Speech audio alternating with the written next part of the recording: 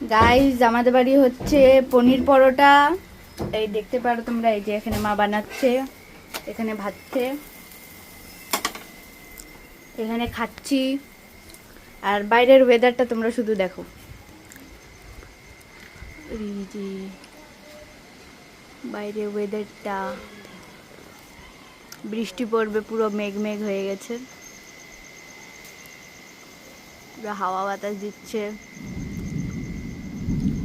আবার শুনছো?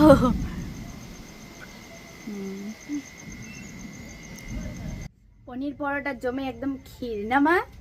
পনির পরোটাটা জমে যাবে। ভাজা হচ্ছে, কাজে থেকে আসছি, খিদে পেয়েছে, খাচ্ছি।